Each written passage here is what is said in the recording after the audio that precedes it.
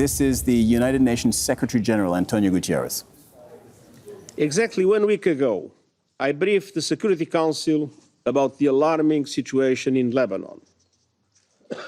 Since then, things have gone from bad to much, much worse. As I told the Council last week, the Blue Line has seen tensions for years. But since October, exchanges of fire have expanded in scope, depth, and intensity. I stated that almost daily exchanges of fire by Hezbollah and other non-state armed groups in Lebanon and the Israel Defense Forces are in repeated violation of Security Council Resolution 1701. I emphasize that the daily use of weapons by non-state armed groups is in violation of Security Council Resolutions 1559 and 1701. And I stressed that Lebanese sovereignty and territorial integrity must be respected, and the Lebanese state must have full control of weapons throughout Lebanon. Madam President, in the few short days since then, we have seen a dramatic escalation, so dramatic that I wonder what remains of the framework this Council established with Resolution 1701. Israel forces have conducted relentless airstrikes across Lebanon, including Beirut. The United States and France, with the support of several other countries, have proposed a temporary ceasefire allowing for the restart of negotiations.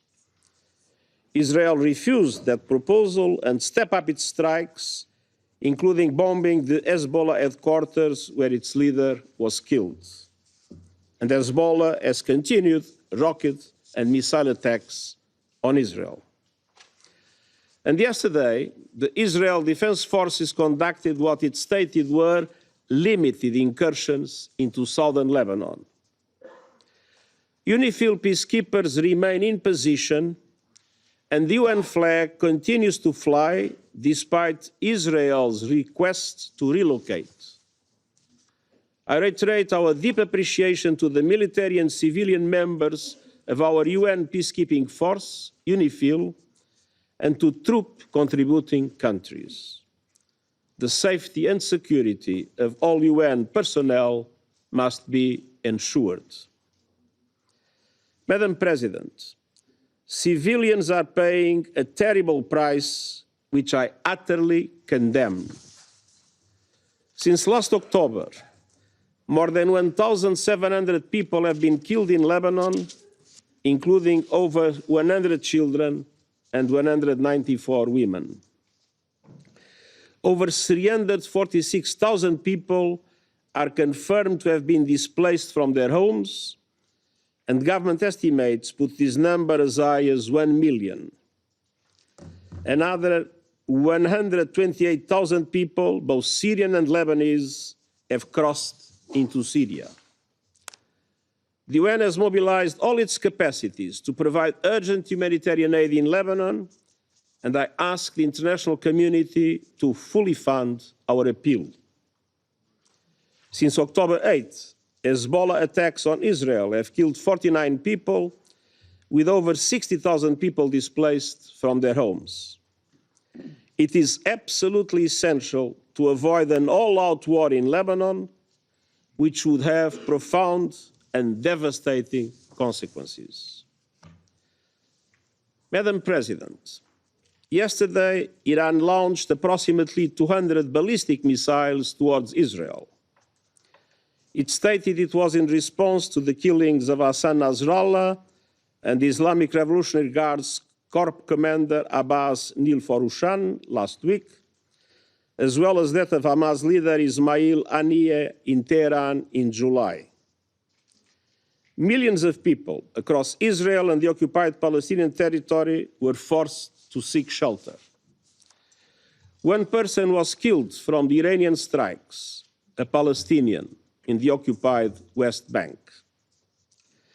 As I did in relation to the Iranian attack in April, And as should have been obvious yesterday, in the context of the condemnation I expressed, I again strongly condemn yesterday's massive missile attack by Iran on Israel.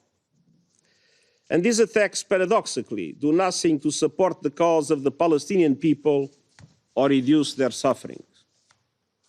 Almost 1 year has passed since the atrocious 7 October acts of terror by Hamas and the taking of hostages.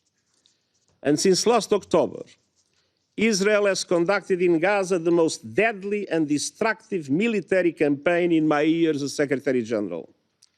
The suffering endured by the Palestinian people in Gaza is beyond imagination. At the same time, the situation in the occupied West Bank, including East Jerusalem, continues to deteriorate with Israeli military operations, construction of settlements, evictions, land grabs, and intensification of settler attacks, progressively undermining any possibility of a two-state solution. And simultaneously, armed Palestinian groups have also used violence.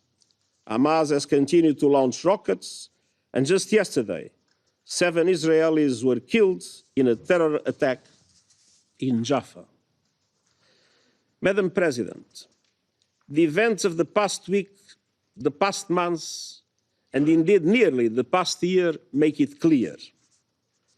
It's high time for an immediate ceasefire in Gaza, with the immediate and unconditional release of all hostages, the effective delivery of humanitarian aid to Palestinians in Gaza, and irreversible progress to a two-state solution.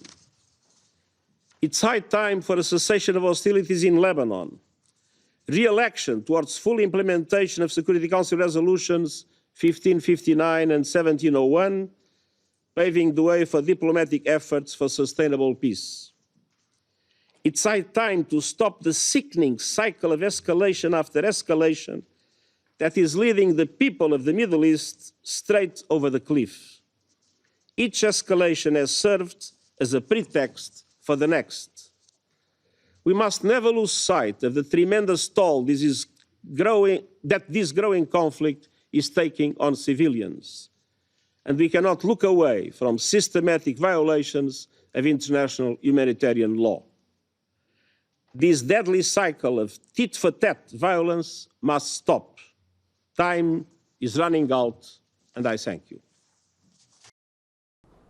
Make sure to subscribe to our channel to get the latest news from Al Jazeera.